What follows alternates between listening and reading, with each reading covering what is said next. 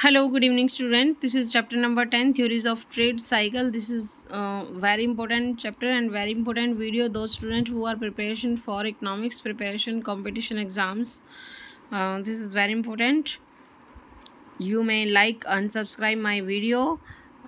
This is Theories of Trade Cycle. This is very important chapter for exam of you. Let's see, देखते हैं chapter number 10.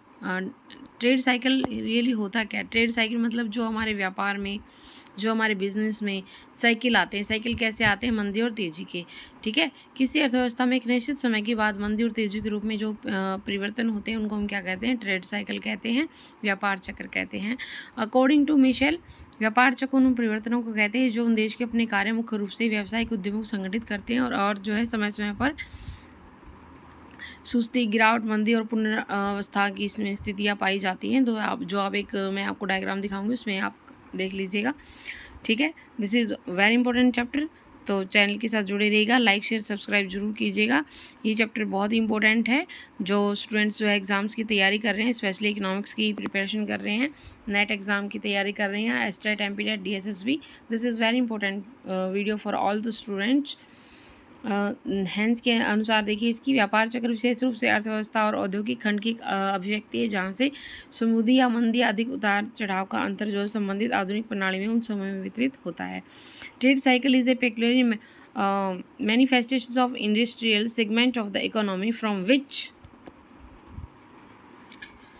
prosperity or dispersion is redistributed to other group in the highly interrelated modern system। ठीक है, व्यापार चक्र वह अवस्था, वह अवधि है जिसमें अच्छा व्यापार, बढ़ती हुई कीमतें, रोजगार का निम्न स्तर जैसी विशेषताएं दिखाई देती हैं। ये वो अवधि जिसमें बुरा व्यापार, गिरती हुई कीमतें, बेरोजगारी का उच्च स्तर दिखाई देता है, जो हम डायग्राम के थ्रू अच्छे से समझ सकते हैं। अब देखिए, दो साइकिल पूछे हुए हैं, 3 साइकिल हैं हमारे पास, मेजर साइकिल, माइनर साइकिल और very long cycle.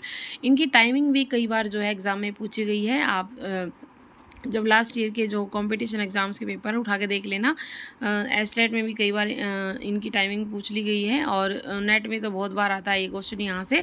Major cycle क्या होता है? जो 8 से 12 वर्ष की अवधि के होते हैं।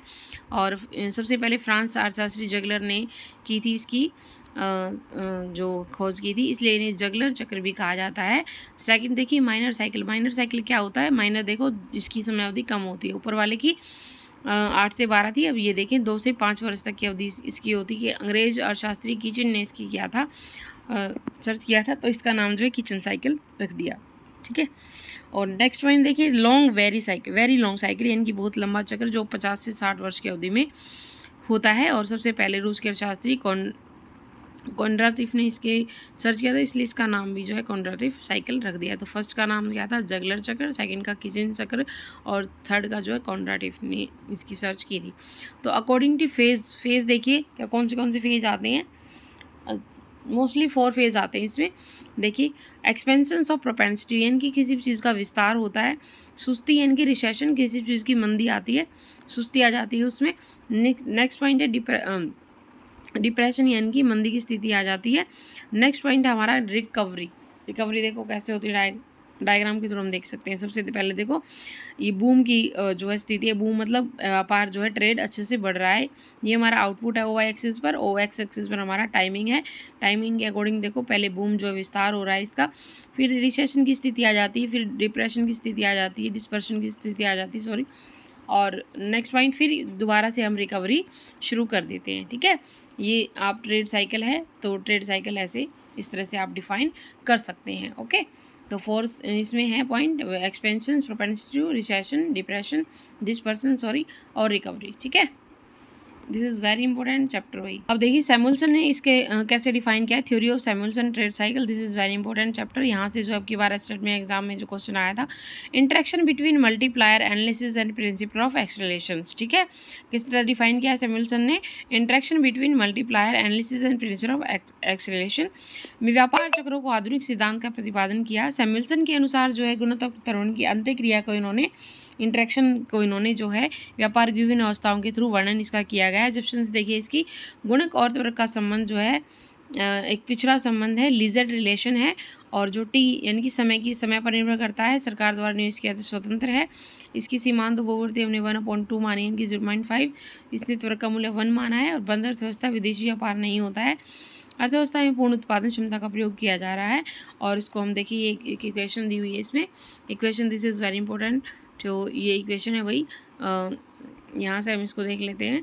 तो y = y मतलब income g growth plus C1 plus I1, ये इसकी इक्वेशन है। और इसको टाइम के अकॉर्डिंग इसने डिफाइन किया है, जो अपने अभी मैंने आपको बताया यहाँ पे। तो समय पर इसकी निर्भरता करती है। इसको देखिए, यहाँ से शुरू हुआ था इसका समीकरण। सम्मिलन के अनुसार निवेश में वृद्धि होने के फलस्वरूप जो है हमारी, अगर हम निवेश में वृद्धि करेंगे तो आय में भी वृद्धि होगी, और आय में जो होने वाली वृद्धि है गुणक में मल्टीप्लायर के मूल्य पर निर्भर करती है। इनकी जो हमारी इनकम में जो इंक्रीमेंट होती है, जो हमारा गुणक होता है उसके मूल्य के ऊपर डिपेंड करती है। ठीक है, तो CT = functions of YT - 1। C मतलब समीकरण इस समय में टी में और भोग, और YT - 1 समय में I को डिफाइन करता है। ठीक है, C मतलब कंजक्शन, T मतलब जो हमारा समय है उसमें जो हम किस तरह का कैसे उपभोग करते हैं उसको डिफाइन करता है ये। ठीक है, और उसके बाद ये इक्वेशन इस तरह से बन जाती है, y = g + C1 प्लस में I TN की समय पर निर्भर करता है। YT का मतलब होता है टी समय की अवधि है, GT का मतलब सरकारी व्यय यानी कि गवर्नमेंट एक्सपेंडिचर, और CT का मतलब समय, कितने समय में कितना उपभोग हुआ है। IT मतलब समय की अवधि। ठीक है, इसमें अब की बार ये क्वेश्चन पूछा गया था कि इसको मतलब किसको इंक्लूड लेकर चलता है, यानी कि टी को हम इसमें इंक्लूड करके चलते हैं, उपभोग के साथ, इनकम के साथ और उपभोग के साथ टी को हम इंक्लूड करके चलते हैं। This is very important chapter. तो वही देखिए, ये एक डायग्रामेटिक रिप्रेजेंटेशन भी इसमें दिया हुआ है। तो ये हमारा हिक्स के अकॉर्डिंग है। ठीक है, हिक्स ने भी जो है इसमें, ये देखिए ऊपर एक्सप्लेनेशन दी हुई है इसमें। हिक्स के अनुसार जो है, कोई अर्थव्यवस्था संतुलन की स्थिति में तो अर्थव्यवस्था में स्वतंत्र निवेश किया गया है, यानी कि ऑटोनोमस इन्वेस्टमेंट है। दूसरा हमारा इंड्यूस्ड इन्वेस्टमेंट है।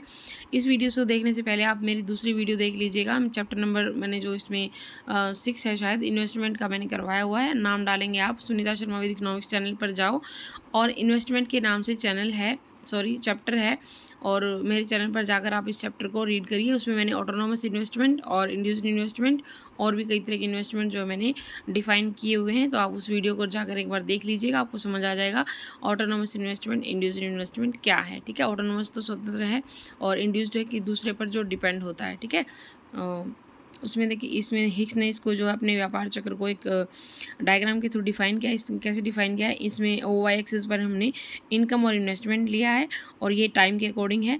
ठीक है, पहले वो जो है हमारा देखो इस तरह ये अपर टर्निंग है। अपर टर्निंग मतलब ऊपर की ओर बढ़ रहा है, और ये हमारा नीचे फ्लोर की तरफ आ रहा है, यानी फ्लोर की तरफ मंदी की स्थिति, उसमें लोअर टर्निंग आ रही है। ठीक है, तो ये इस तरह से ये टाइम के अकॉर्डिंग इस तरह लाइन जा रही है, A, F, E और C। ठीक है, तो ये हमारा डायग्राम है भाई, और इसमें ये हिक्स ने अपने अकॉर्डिंग इसको डिफाइन किया है।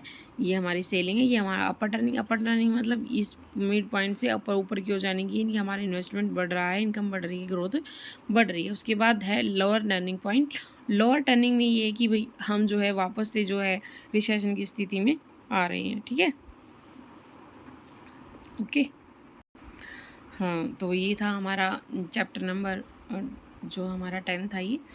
तो इसमें हमने किया वही, कैसे ट्रेड साइकिल हम कैसे एक्सप्लेन कर सकते हैं, किस तरह सैमुअल्सन की थ्योरी, और इसमें हिक्स की, और इसमें अलग अलग जो मैंने 3 करवाई हैं आपको। तो इस चैनल को जाकर लाइक शेयर सब्सक्राइब ज़रूर कीजिएगा। ठीक है, okay, thank you dear student.